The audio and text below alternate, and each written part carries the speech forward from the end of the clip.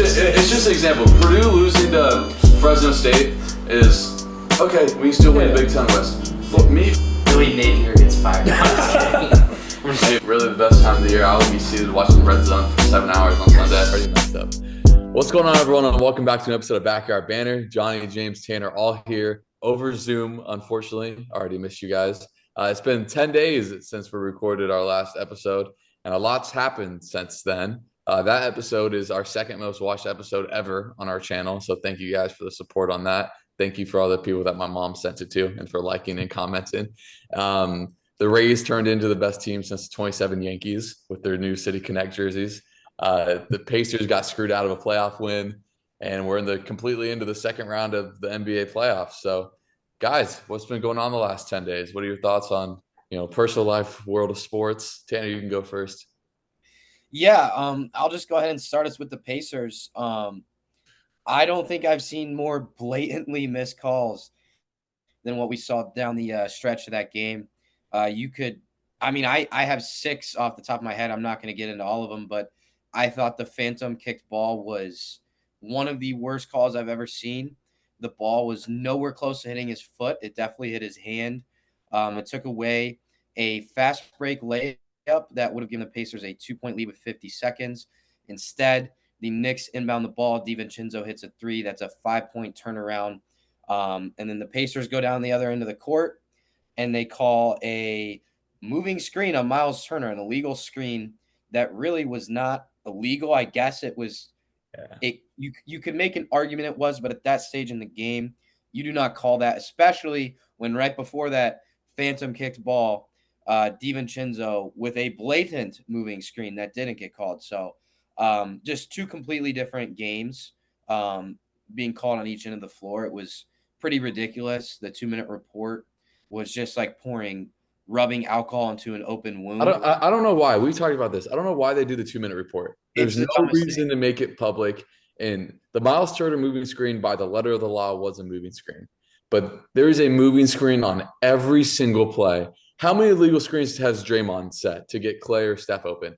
The DiVincenzo screen before that was even worse. Even in our games, there are moving screens almost every single time. Yeah, it's rough. What about you, James? What's going on? Yeah, man, just a busy time. I was fortunate enough to go to the first Cubs game of the year. And then actually this past weekend, I went to a Minnesota game. So I saw that, yeah. Yeah, so that was sick. Beautiful stadium. I mean, Minneapolis is gorgeous. So that was pretty sweet. It was a good game, too. What did you rate the hot dog? Dude, I think I rated it a 7.3. It was better than the Trop? It was better than the Trop, yep. And again, the Twins had an issue with their bun. Bad bun, but good dog. So but no, it was great. I mean, Twins Ballpark is a must if you guys haven't been.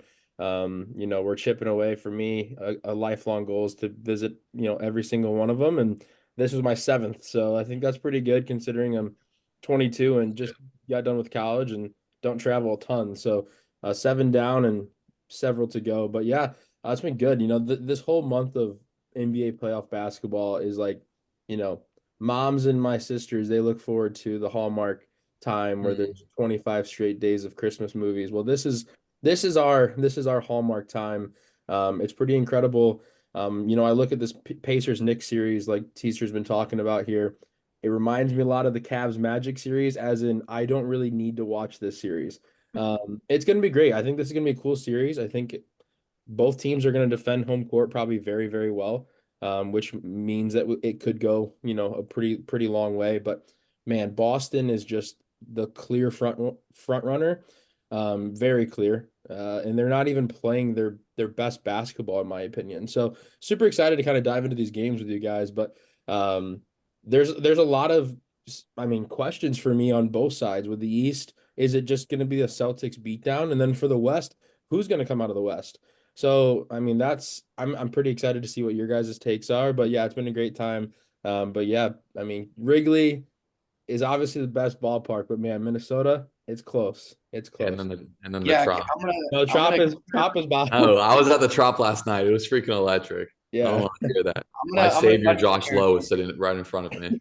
I'm going to butt in here on the hot dog situation. The first Wrigley dog of the season, I know James can agree with me, was fantastic. I rated a 9-1, which I usually do not go that high. I'm very critical. That first Wrigley dog was perfect. It was majestic in every way. And then you add in, I love Al's beef. It's right there by the stadium. I've had it twice this week. I've been to 2 games. Best Italian beef in Chicago. So the eats have been pretty good so far around MLB ballparks, and I hope to keep going summer long.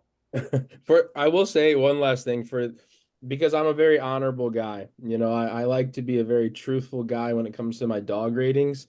And I cannot take my dog ratings from Wrigley on Friday and put them towards my all-time record due to circumstances that made the hot dog taste much better. I'm pretty sure anything I would have eaten that day, it would have tasted great. So due to that, I think we're gonna have to kick out because I'm an honest man. I got to make sure that my dog reviews are great. Johnny obviously was there for the Trop one. Just it was close, but just a bad bun. But I mean, oh well, we'll see. All right. I don't think anything beats a Trop in my eyes. I've been to Fenway, Wrigley, and the Trop. That's pretty The sick. two most historic ballparks, and then the Trop. Yeah. To me, there's always a certain appeal about your own home ballpark. But yeah, I think the East would, just kind of transition into the NBA as you hear Sophie barking in the background. But I think the East is so bad.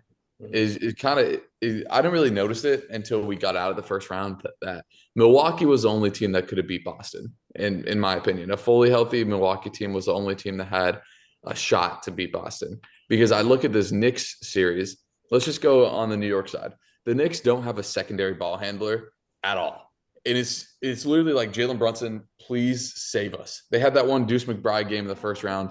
Besides that, which I'm surprised the Pacers didn't do more of, and I hope they do more of tonight in game 2. Blitz the ball screen, get it out of his hands. They doubled him a few times with Turner, especially in the last 3 minutes. Make someone else beat you. Josh Hart had a great game, and he's a great player. But when he tried to make a play off the dribble at the end of the game, he dribbled to arrive his foot out of bounds. They don't have a secondary ball handler. And then you look at the Pacers, and I said on the TikTok I made, the Pacers will not win if TJ McConnell outplays Tyrese Halliburton. Tyrese Halliburton's been the most hot and cold player so far in the playoffs. And if I'm a Pacer fan, that scares me. I know it's his first playoffs, but I want him to be more assertive. Instead, I see him complaining about every call, and everyone does. But to me, it's more apparent when you have 6 points, 8 assists, and every game is the next biggest game of his life. And whoever was coming out of the Cavs Magic series was going to lose in 5 to Boston, regardless. As a Magic fan, this is a very good step in the rebuild, beating a game away and knowing who your clear-cut number one guy is. But in the last 10 days, the biggest takeaway for me is how bad the East is. And I guess we all should have seen this, but I don't know why I didn't see it until the first round. Now I'm watching these games. I'm like, these are the final 4 teams in the East. And it's like Boston, who Tatum's been awful. And that's why I don't think they'll win the finals, because he's too inconsistent of a superstar. They don't have Porzingis, and they won't have a problem with the Cavs, and they won't have a problem with the Knicks, who I think will come out of the series, or the Pacers if they come out. But yeah, I'll disagree with you in the fact that I think the Pacers-Knicks series is incredibly entertaining. They played a bunch in the 90s, and I'm kind of a basketball nerd with Reggie Miller and Patrick Ewing and John Starks and stuff. But yeah, and then obviously you go over to the West, and we've never, since Denver had this dominance, we've never seen Denver struggle like this. Like what Minnesota did in game 2 was just a defensive masterclass. And without Rudy Gobert, the defensive player of the year.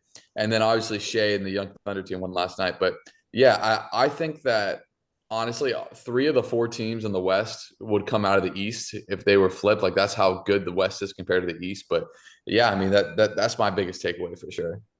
Yeah, I'm gonna talk about the Pacers real quick and then dive into the other series. I wasn't really able to watch the first 3 quarters of that game 1. I was at Wrigley, and I'll get into the Cubs bullpen later. But because of the Cubs bullpen, I left early and I went to Murphy's and watched the 4th quarter, where I was very frustrated.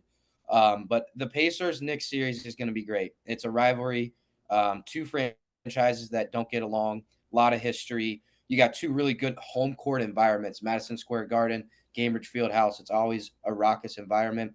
And like you said, James, like Cavs Magic series, there wasn't a road win in that whole series, and I wouldn't be surprised if it's the same thing in this Pacers series. As a Pacer fan, I'm sitting here right now saying if the Pacers win 1 road game, and they still have 3 more chances, if you protect your home court, You have 3 more chances to win 1 road game. I love the Pacers' chances in the series if they do that. To piggyback off Tyrese Halliburton, it is frustrating when he doesn't score. I agree he needs to score more, but he is kind of the new generation's like only true point guard, I would say. That's like definitely pass first. And his pass first mindset at times kind of hurts the Pacers, I think. He Yeah. needs to score more. And I don't know. It's one of those weird things where it's like when he gets everybody else involved and the other guys are cooking, the Pacers are good. But they're so much better when he scores on top of that. So he needs to look to score more. That is what I'm looking forward to in game 2 tonight. Yeah, and if he's going to be a pass first, he needs to have more than 8 assists, especially in the Yeah. NBA when like everything is considered an assist. And you got a good Miles Turner game in game 1, and you didn't capitalize on it. He's their X factor. And for the, I don't know who else you're going to put on Brunson. I don't love the Neesmith matchup. I don't know if anyone can guard Brunson right now. He's unconscious. I mean, he's the first player since I think Jordan to have 4 straight 40-point games. But I don't know. I think tonight's slate of games are so much better than the other slate of games with the Knicks, Pacers, and Timberwolves, Nuggets. But I think a big key in game 2 is, like you said, Tyrese Halliburton has to be a scorer for them to have a chance. But James, what do you think if you had to make a pick for game 2 and a key? I just think I'll talk about Tyrese Halliburton because we've talked about it now since their first series, and it was when Halliburton's not scoring, right? You would expect him if he's going to have 11 points, that's fine. You're going to expect to see 15 in the assist column, and exactly like Johnny had mentioned that everything in the NBA is an assist. If you pass the ball and you take 16 dribbles, they might give him an assist. So when you look at Halliburton's stat line, like he's only shooting the ball 6 times, like that just can't happen. And that's been my biggest complaint. But at the same time, credit the Pacers because what they've been able to do is roll Obi Toppin off the bench and give incredible bench minutes, right? Like incredible bench minutes. He is Him and McConnell. yeah, absolutely. But Obi's kind of going untalked about because McConnell's just doing his little thing, like just dribbling around everybody. But Obi, man, he's one of the I love watching the Pacers when Obi Toppin's on the court. I love watching him play. I always have since his college career. So, but I think the Pacers get the job done tonight. I know I talked about. I don't know if I think they're going to defend home court very well, but Tanner had, Tanner's pretty fired up. And if Tanner's this fired up, I'm sure the Pacers are even more fired up for game 2. Tanner said he wasn't going to do anything today besides email the NBA front office and whatnot. So who knows? We might need those receipts, but I think it's going to be a Halliburton game. I think he's going to knock down some threes. Miles Turner, I said it, I think 2 podcasts ago, is the difference maker for this Pacer team. And since then, he's been unreal. He's been very good. And he's a weapon because the fact is he's big, right? He's huge, but he can score anywhere, absolutely anywhere. So I think he's a matchup nightmare. I like a Miles Turner Halliburton game. So yeah, we'll see. I like the Pacers tonight. So yeah, that I'm going with Teaster here. I'm gonna pick the Pacers to get the job done on the road. So Yeah, like Tanner is mad when he's posting on Twitter about how mad. Anytime you see tweets from Teaster, it's it's not good. That was a Twitter blow up the other night by me, but I just couldn't fathom what I watched in that game. And I think because of that result there, I mean, pardon my French here, but I think the Pacers are going to come out with a fire under their ass tonight. I think they're going to be ready to go. So yeah, but young team, how are they going to use that? If stuff goes to adversity, are they going to be like, oh, not again? Or, who's the veteran leadership in that room that's been here before besides you have Siakam, but outside of that, but I like the Knicks tonight personally. I need Rick Carlisle to make an adjustment on the Jalen Brunson matchup before I really pick the Pacers to win this series because, he's just going to have 40 again. I think you need to blitz the ball screen. It's the same thing in the Cleveland series with Orlando. They're sitting in drop coverage, letting Donovan Mitchell do whatever he wants. And the Pacers are doing the same thing. When a player of that capacity, when they're going like that, you got to get the ball out of their hands. But until I see some kind of an adjustment from the Pacers, I'm going to pick the Knicks, especially because, and we didn't really see it a lot in game 1, the Knicks has such an advantage on the glass, both sides. Tanner better than anyone. Miles Turner, his strength is not rebounding. No. He's 5-6 rebounds a game at the center position. So I think the Knicks could feast there. I think Hartenstein could get a few big rebounds. If they're getting them over Joel, they're going to get them over Miles Turner. But yeah, so I like the Knicks tonight. And then we'll quickly go to the other game tonight. I briefly highlighted it kind of in the open, but it is just so jarring to see Denver get dominated like this. Like we haven't seen it. And apparently if Jamal Murray isn't playing the Lakers, he just isn't a functioning basketball player. He's been really bad in the first 2 games. I know he's dealing with some sort of injury, but even Jokic hasn't been good. I haven't seen Jokic struggle like this in a minute. And I thought with Gobert out, he was going to go to work a little more because when Gobert is there, they can cross match up and put Gobert on Aaron Gordon, which basically leaves Gobert as a free safety. And you got a good Aaron Gordon game in game 2. He hit multiple threes. You're not going to get that every game. I just think Denver has to win tonight.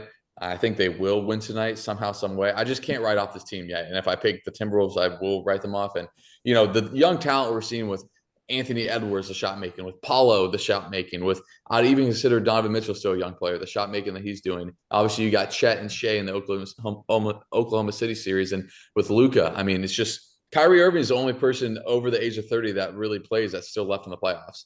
It's kind of crazy to say that like the new guard is here. But with all that being said, I like Denver tonight, even though I think is it Target Center in Minnesota too for them. It's going to be rocking, and Anthony Edwards is going to get his because God, they don't have a matchup for him on the outside. Aaron Gordon's too slow, like laterally, and Kentavious Caldwell-Pope is too small physically to guard him. But somehow, some way, I think Denver gets it done. Is that game tonight? Yeah. I think I'm looking at. Is it not? Is it tomorrow? Friday. Tonight when this recording comes out. Tonight? Okay. They have it being played Friday. Is there only one game tonight? There's only one game tonight. Knicks Pacers is the only game.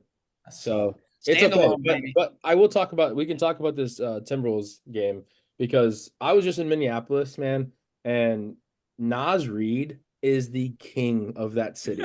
Like awesome. That guy. So I'm obviously sitting there. They have a huge jumbotron at the Twin Stadium, and there's flags being flown of now like Naz Reid flags like all over the place, and it was just incredible. And you're like driving through the city. He's on every billboard. Like Anthony Edwards is on few billboards, but Naz Reid, man, he is the king of the city. So it's incredible. But you look at this series becomes interesting now without Jamal Murray for 2 games. Because what do you mean? He's playing, or are you talking about the way he's played? I thought he got suspended. No, he just got fined $100,000. I thought I got something. It could have been NBA Centel. Who knows? Might have been. I can check it real quick. I saw that he wasn't. I see NBA Centel. I'm like, oh, that's legit. I saw that he got suspended for 3 and 4, and I could be so wrong. I don't care. We'll say. I don't think it matters because I think this is when the Joker just absolutely turns it on because this Minnesota team, I'm bought in now because of the way that they can just flat out guard.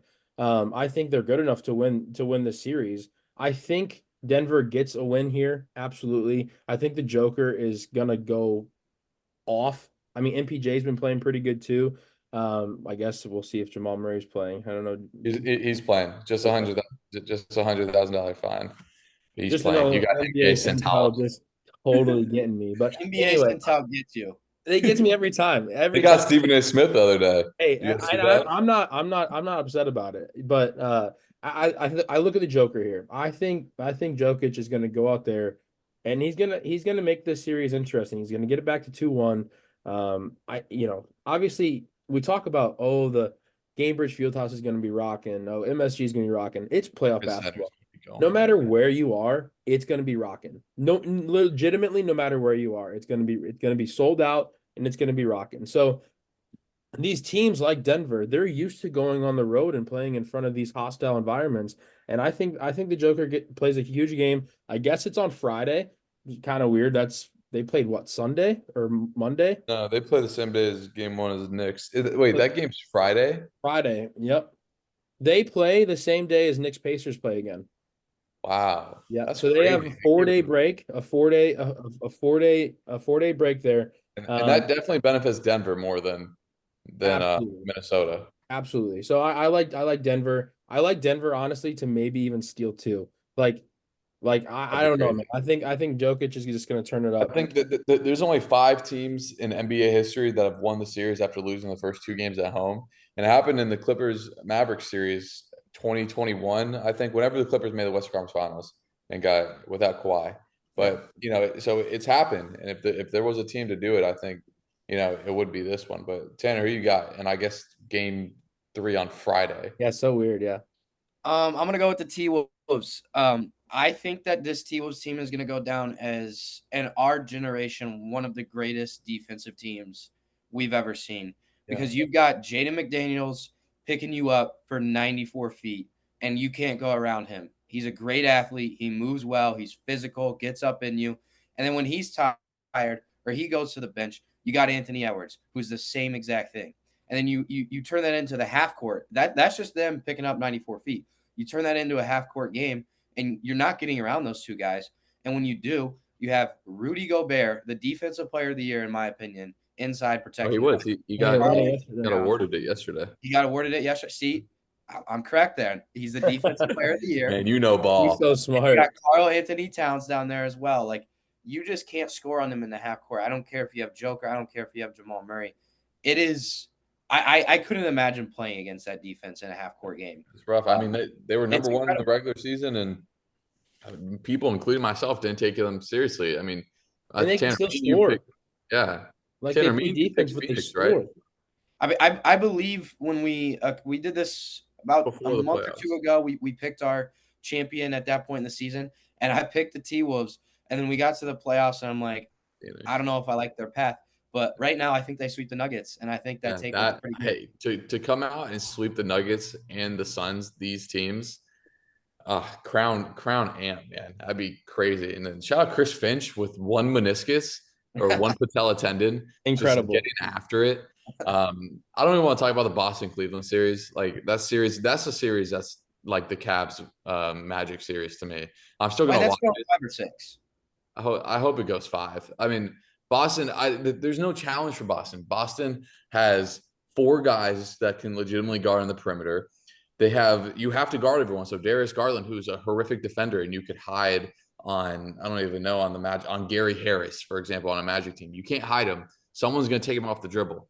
And Donovan Mitchell has to be Superman. If he doesn't score 30 plus, I mean, he scored 89 points in 2 games against the Magic for them to barely win in 7. So the Celtics are way better than the Magic. So I even, it might be a hot take. I think the Celtics are going to sweep, even though the Cavs have been really good at home. But to be safe, I think the Celtics in 5. So I definitely think they play. Do they play next Thursday now with all these breaks in the NBA schedule? They play tomorrow. They play tomorrow. They play Thursday. Makes sense if they stay at home. But Denver and Minnesota did start during when the first round series were still going. So that's true. Probably why. But yeah. Real quick, I want to talk about the Celtics because if they don't get Porzingis back for this Eastern Conference Finals, I'm not saying they'll lose it, but the Pacers and Knicks are good enough and competitive enough to make that series go longer than it should if Porzingis is not playing. I agree. So I'm going to keep my eye on that. I agree.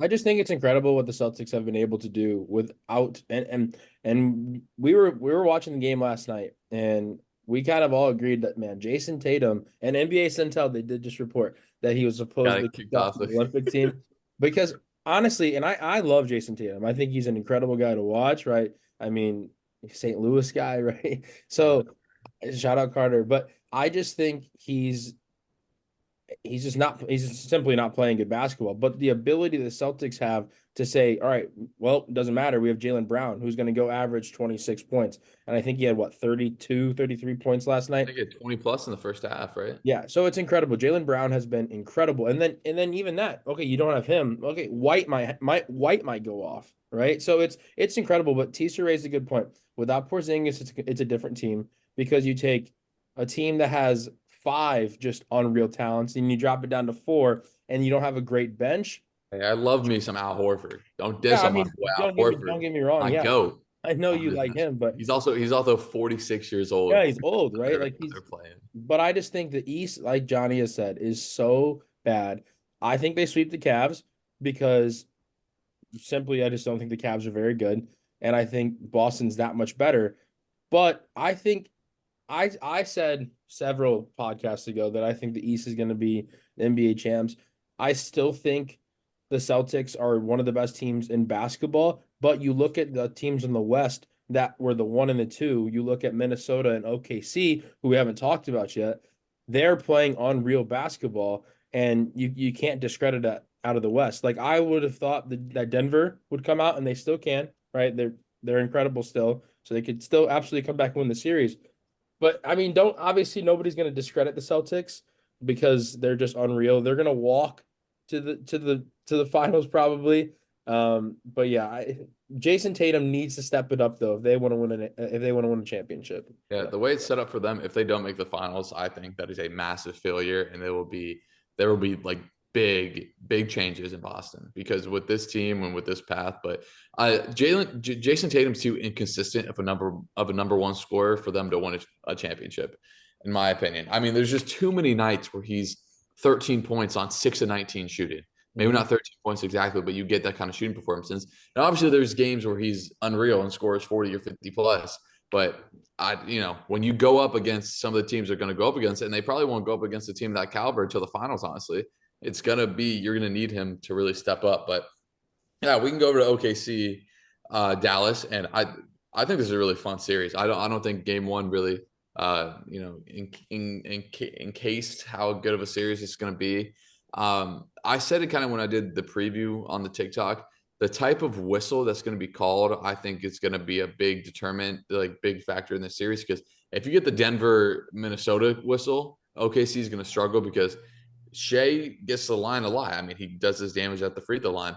And then obviously his step back three was going yesterday, him. And then Aaron Wiggins had 16 points, just kind of that role player performance. As JJ Redick likes to say, the Alfreds. I love that term that he uses. But I think Dallas wins the game too. I picked Dallas originally in 6 to win this series. I think Luka is the best offensive player in the game right now when you have that. And I think you're going to get, a Tim Hardaway game. Obviously, no Maxi Kleber, your boy Tanner. He's out. But that's a big miss because he's a perimeter guy with length that can guard. But I just think somehow, some way that Luka gets it done. And I think OKC, these teams kind of have to go through the trials and tribulations in order to compete. So their first step was to win a playoff series. And then the next step next year will maybe even get to the finals. And then when, there's normally steps in order to get there. Even with Denver, they lost in the Western Conference Finals and the Lakers. And everyone started lost on the first time. It took them years to get and go over the mountaintop. Very rarely do you see a young team just go, boom, here we are, and we win. So I got the Mavericks in game 2. What was that, tomorrow night or Friday night? Tomorrow night. Tomorrow night. And then I like the Mavericks also to win the series in 6. I don't know. I think this is one of those series where it's going to go 6 or 7, but I don't think there's going to be a ton of close games because the Mavericks, when they won in round 1, they won big, and same with the Thunder. And then you look at game 1. So I think this is going to be a good series in terms of it's going 6 or 7, but in terms of like the games being close at the end, I don't know if we're necessarily going to get that because these are two teams that when they win by 15 plus. I agree with your take on Luka being the best offensive player in the league. I think Kyrie's a great number 2. Me and James talked about it last night.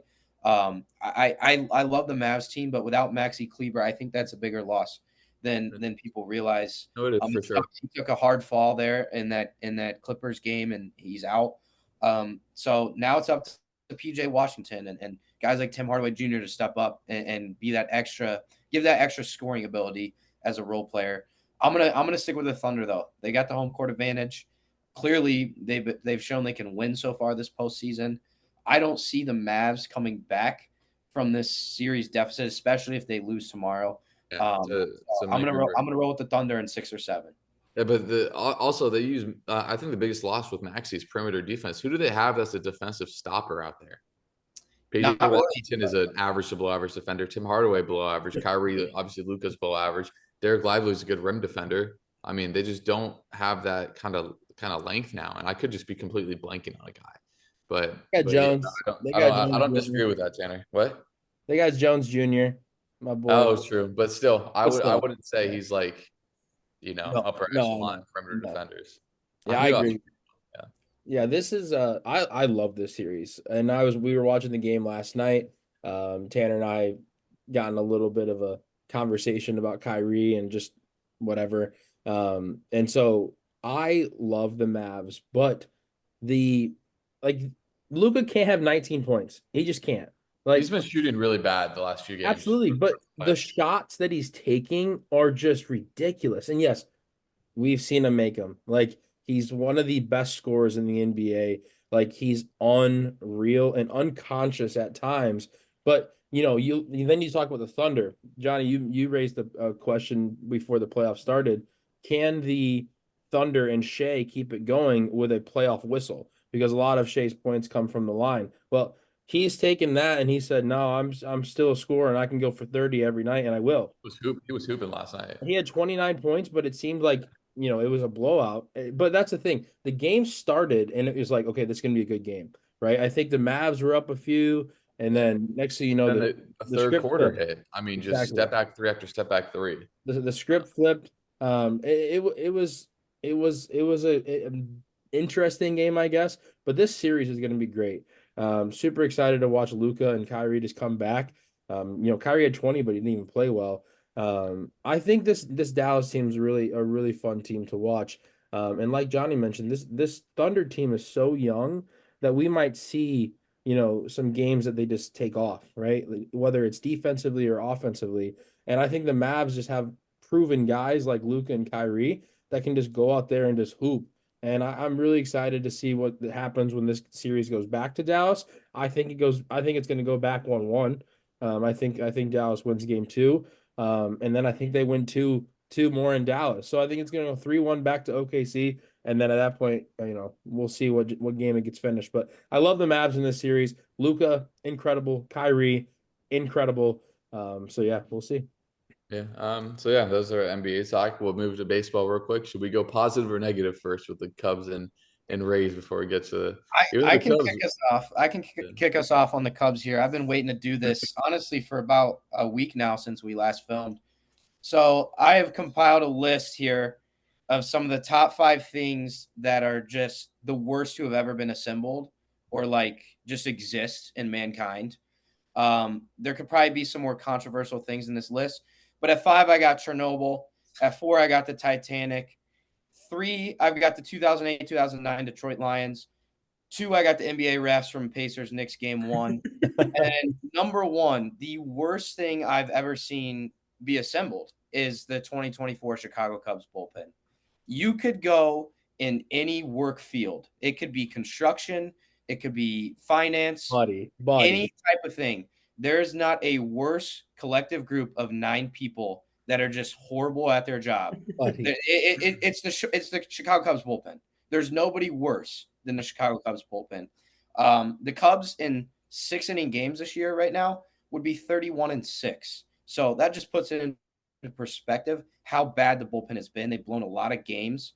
That just can't happen. All 5 starters in the Cubs rotation have an ERA under 1.5, right? Like, and the bullpen has just not helped them out at all. The Cubs are 9th in the MLB in runs scored. You have a starting rotation that good, and you're 9th in the league in runs.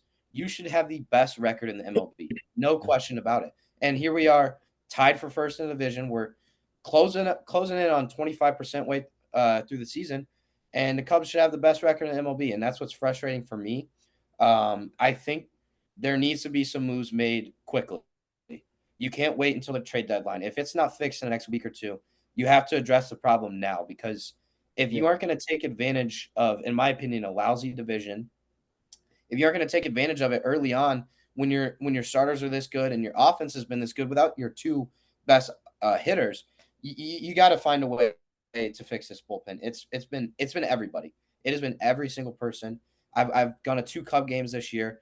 One of them we entered the 8th with a one run lead and we lost, and the other we went into the 7th tied, and the Cubs gave up 6 runs in the 7th before getting an out. So it's just been frustrating as a fan to spend your money and make that trip to Wrigley and to see the bullpen blow 2 games like that. And you know it's coming. And it's the worst when you know it's coming. It's 6th or 7th inning and you know it's coming. It's the worst. The Cubs have been they're good. They have a good record. They're first in the division. You really can't complain about that, but it's been so frustrating to watch for me. And shout out to Michael Busch last night. Big swing of the bat, walk-off homer. But that's my takeaway with the Cubs. I'm very frustrated. These 9 guys are the worst at their job. They are so bad. It's so funny. I think, first of all, I totally agree to an extent. First of all, the bullpen almost lost us the game last night. Yeah. Again, I raise a question. I'm never gonna sit here on this podcast and question one of the greatest minds in baseball, and that is Craig Counsell. Okay. I am not saying he's bad at his job. Okay. But I just raise a question. For example, last night, you look at Shota has been pitching unreal. Like great start. You couldn't ask for a better start to his rookie campaign. But he goes into the eighth inning. He's at Over 90. 100 pitches. Yeah. Yeah, close. He's close to 100. You got to put the bullpen in there. I don't. And then he goes in there and he gives up these two little base runners and whatnot. And then you bring the bullpen in. For me, you got your pitcher went to the eighth inning. He's not going to make it all the way. Bring your bullpen in, okay? I think the bullpen it's got pieces, and I don't know if Tanner agrees with me. This bullpen has potential. Okay, there's guys in this bullpen that have potential. Neris has been okay. He's been pretty good in saves, great in save situations. Leiter's been unreal. So there's some pieces here. And Jed had mentioned that they're gonna, enter the world of free agency and trades and whatnot. So we'll see if they get another bullpen arm. But I think this bullpen's going to be good enough. I think it's just pitching bad right now. It's got the guys to go in there and shut out 7, 8, 9. And the starting pitching, man, if that continues, this Cubs team's going to be a legit contender because I think the bullpen figures it out. I don't think it necessarily needs a ton of new guys. I just think it's pitching bad right now. And so I'm really confident in this team to kind of turn it around pitching wise and get this bullpen back on track. Yeah, I'm gonna one final thought here on the bullpen. So Ben Brown had to start because Steele was hurt, Tyon was hurt. Hendricks was awful, but he's gonna be back. So that's another arm that you could just throw out in the bullpen and maybe he can go give you an inning. Hendricks has actually been really good his first inning of his starts this year. And after that, he's fallen off. I think he's at that stage in his career where you stick him out in the bullpen, he can give you an inning. When he gets back, that could be a boost. Ben Brown's a boost in that bullpen. Cade Horton for me is a guy that he's going to come up at some point. He's not going to start because the starting rotation has been lights out, but it's going to be Cade Horton getting called up, going to that bullpen. They have young arms in the farm that are starters that I think they need to just throw into that bullpen right now and have them help it out. But I agree, there is potential. They just got to figure it out. It's so frustrating. It's beyond me how frustrating it has been. Yeah, for sure. But on some positives, we'll go around the MLB right now.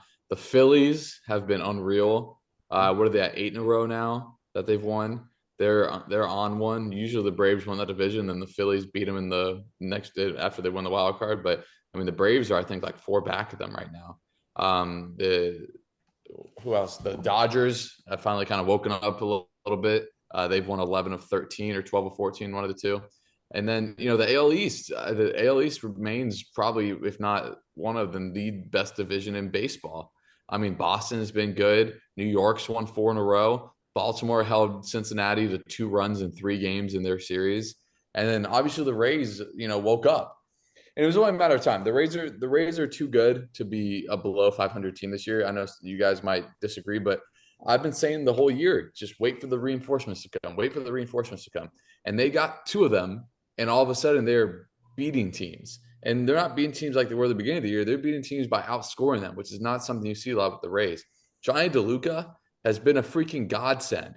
He has 10 RBIs in 4 games. He's been unreal for the Rays. Obviously, getting Josh Lowe back is huge. It just lengthens the lineup so much more. He was a 20-30 guy last year. Hit almost 300. And he plays a good right field. You don't get that a lot. Now you don't have to see Jose Siri every single day in the outfield, who has like a 47% K rate. And you see these guys that you can rotate through, and it's like, oh, look now, Brandon Lau's almost healthy. That's pretty cool. Jonathan Aranda, you're almost ready to come up. That's pretty cool. And then you got Isaac Paredes, who hasn't struck out in the month of May, and he's played in every game. It's just it's unreal. That he has over almost 30 plate appearances without a strikeout. He's a top 5 WAR guy at third base in the MLB. So you're looking around, and all of a sudden, Randy, who's hitting a $150, 3 home runs in 5 games, 5 straight games with an extra base hit. So as a Rays fan, it's just really good to see that, I didn't overreact too much after they got swept by the White Sox. But coming back home, coming back to America's ballpark and winning 5 in a row against a good Mets team. The Mets aren't bad. The Mets are good. And then being down to the last strike Randy was against Edwin Diaz, who's the best closer in baseball, and extending the game on one swing of the bat, just, people can say it's the City Connect jerseys. It's a combination of getting these dudes back and then the new energy that was in. I mean, I wasn't at the game on Friday, but you could feel the energy in the building. And I know it wasn't that many people there, but you could still feel it. That's not true. 8,000 of them. No, they almost sold out. They were over 20. But they only fit 25. But very good to see. I think the Rays have a huge stretch coming up. They finish up with the White Sox tonight, and then it's like 16 straight games against the AL East. They go to Boston, they go to Toronto, then they get Baltimore and New York at home. So if you come out of that with 3 or 4 games above 500 going into Memorial Day, you put yourself in a good spot after just a terrible April.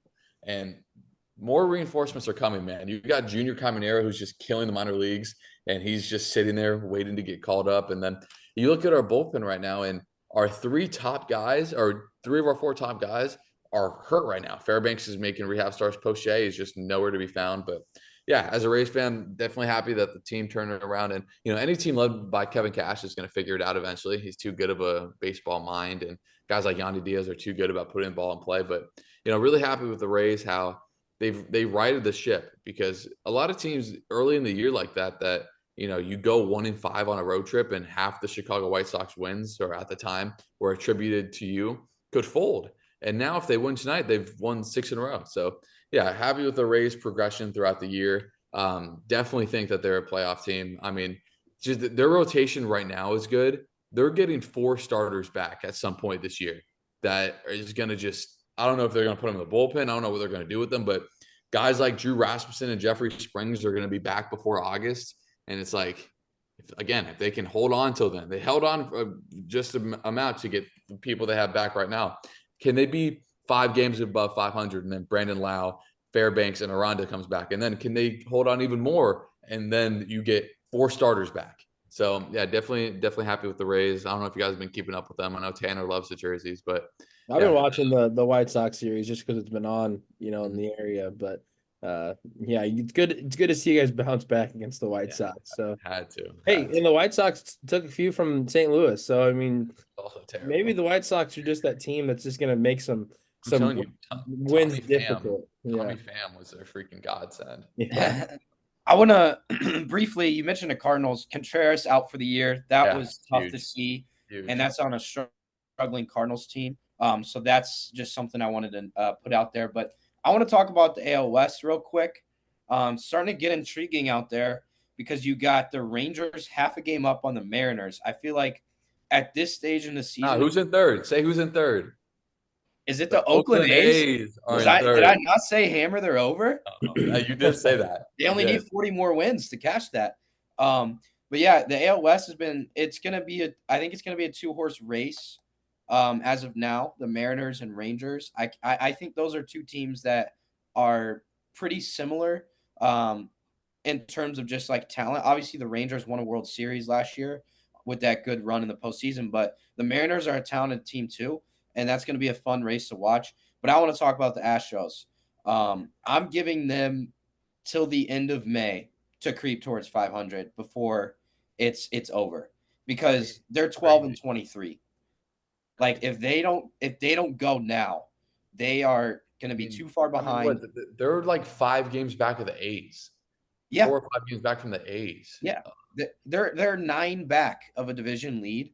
If it hits June and they are anywhere around 9 back, it's over. Like, I know you have June and July to play, but that's 6 weeks if you include the All-Star break, like taking away a week of the season. Like, they're going to hit the trade deadline, and if they're that far back, it's going to be a soft sell. Josh Hader's gone. Josh Hader is a Chicago Cub. They're going to keep Jordan, and they're probably going to get rid of some of those older pieces and get a good return out of it. And that's something I'm keeping an eye on, because this has been a dynasty in our generation, and it could be coming to an end. So I'm actually kind of sitting here enjoying this downfall. So I don't know about you guys, but that's just kind of my thoughts on the AL West. It's definitely crazy, but I agree.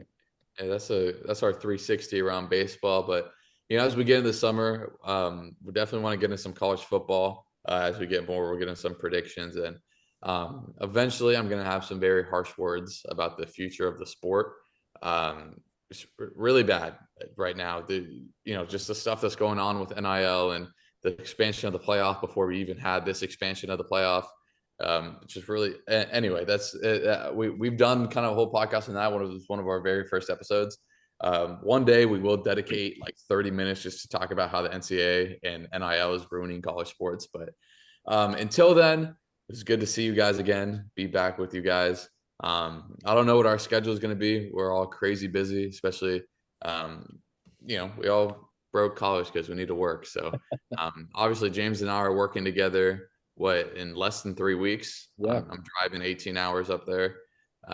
So it's just going to get even more crazy. We're at least going to post once a week, regardless. We're going to get on here once a week.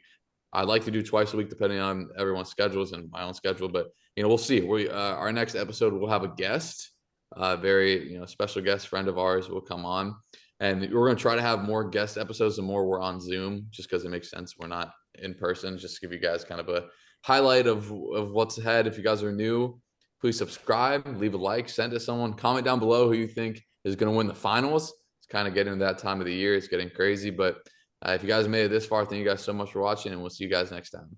See ya. Peace.